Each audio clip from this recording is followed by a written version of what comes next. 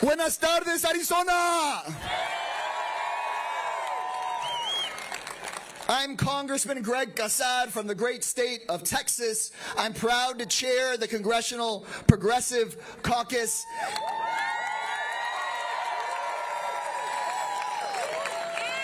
And Adelita Grijalva, I know your dad is watching us from the sky, cheering you on, rooting us on in this fight. It is his spirit, that never give up spirit, that we need so badly right now. Because I know so many of you are asking, what do I do next? How can I find hope in this dark time? Tucson, to me, the answer is clear.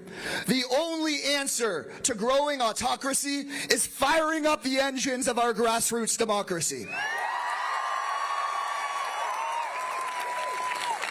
The only answer to oligarchy is organizing.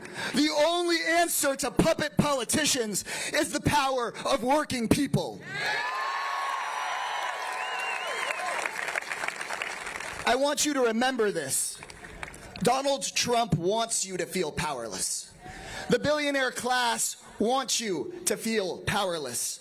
They want you to feel powerless because they are afraid of the power on this field. They're afraid of the lines of people wrapping around this high school.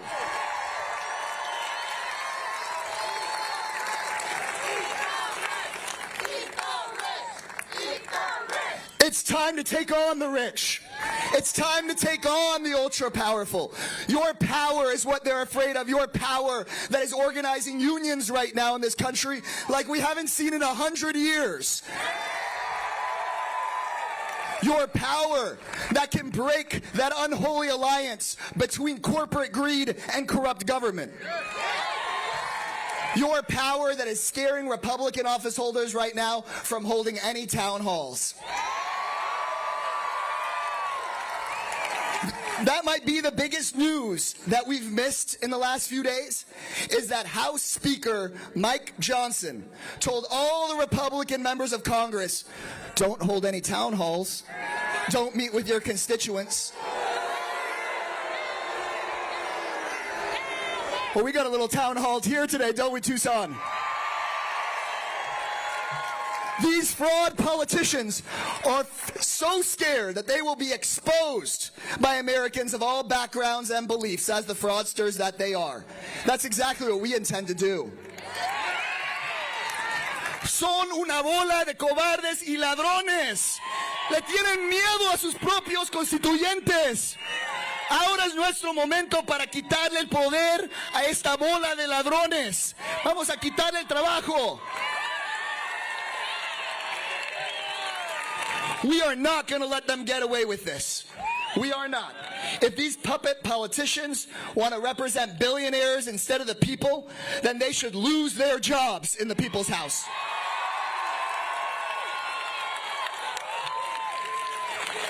So they may not want to have the town hall, but we're having it here.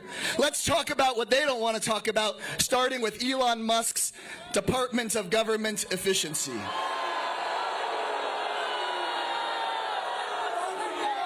You can understand the whole Doge scam with just two numbers. First number, $8 million a day. Elon Musk gets in government contracts $8 million a day for himself. The second number is $65 a day. $65 a day is how much a senior who's worked their entire life gets to survive on Social Security. $8 million a day, $65 a day. If they were looking for efficiency, wouldn't they look into Musk's billions of dollars, or the billions of dollars Big Pharma milks from the taxpayers, or the billions of dollars that big tech screws us out of? They don't want to look into that because those corporations fund their campaigns. That's not right. It's not right. They want to come after programs for working people. They get their $8 million a day while they try to cut food stamps for the working class. While Elon Musk makes his $8 million a day in government contracts, he's coming after your grandma's $65 a day. While Musk gets his $8 million a day, he's trying to shut down the Department of Education, trying to shut down the Department of Labor. Musk wants you to work more hours to make him more rich. Musk wants you to pay more taxes to make him more rich. Tucson, I've had enough of this. It's time to say, fire Elon Musk. Fire who? Fire who? Don't fire public school teachers. Fire who? Don't fire nurses. Fire who? Don't fire our veterans. Fire who?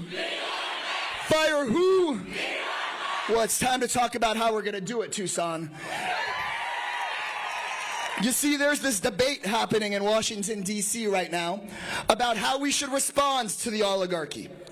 There are those, a general strike would be pretty good. I heard that at our town hall.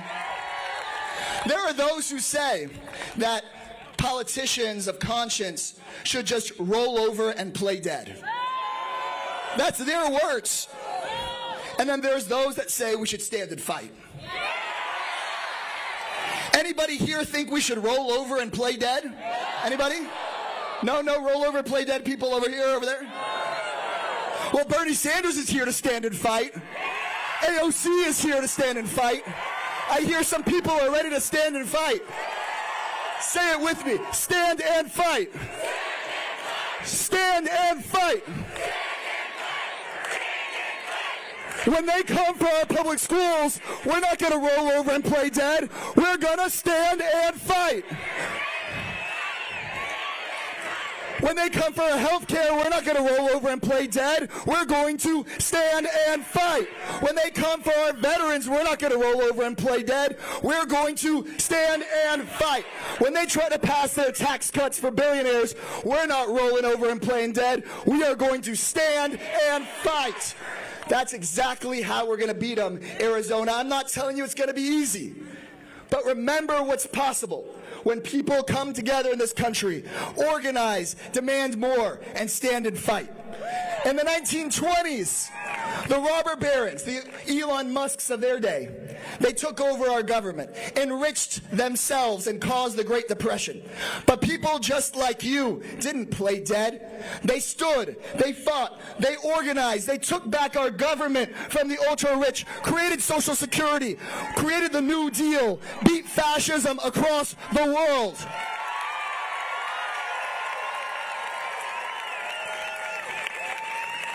In the 1960s, the segregationists had a chokehold on our government. But people like you didn't play dead. They stood, they fought, they marched, they bled until they passed the Voting Rights Act and the Civil Rights Act and created Medicaid and created Medicare and created Head Start. That is what is possible when we organize. So on our darkest days, I want you to remember, there can be a world that is better after this. There has to be a better world after this. Our biggest enemy is not just Donald Trump. It's not even Elon Musk. Our biggest enemy is cynicism. The idea they try to implant into us that a better world isn't possible. The idea they try to put in our heads that no matter what we do, nothing will ever change. Because if they convince us of that, if they get us to tune out, then they have all the power. They can turn us against one another. They can get us to even give up. But that cynicism is a lie, Arizona, and our job is to expose the truth.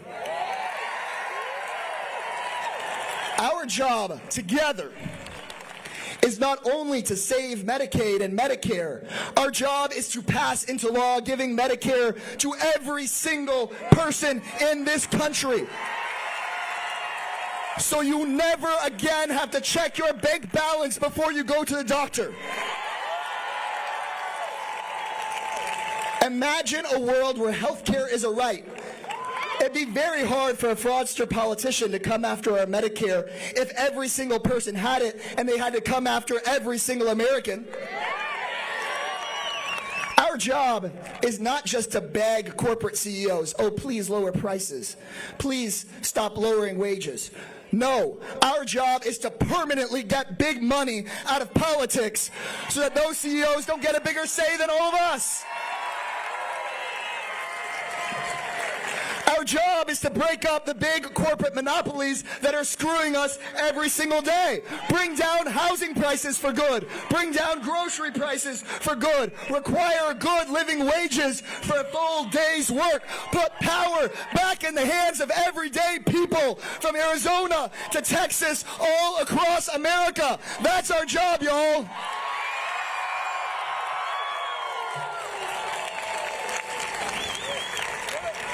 And very importantly, our job is not just to beat the fraudster Republicans at the polls.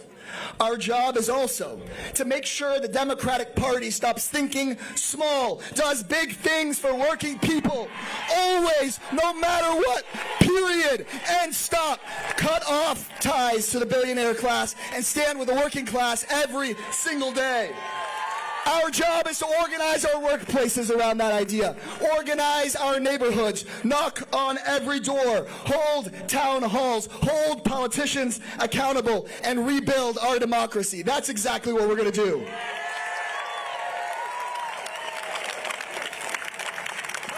That is how we not only defeat Trump and Musk, but also defeat the hopelessness, the cynicism that created them. That is what we are tasked to do here today.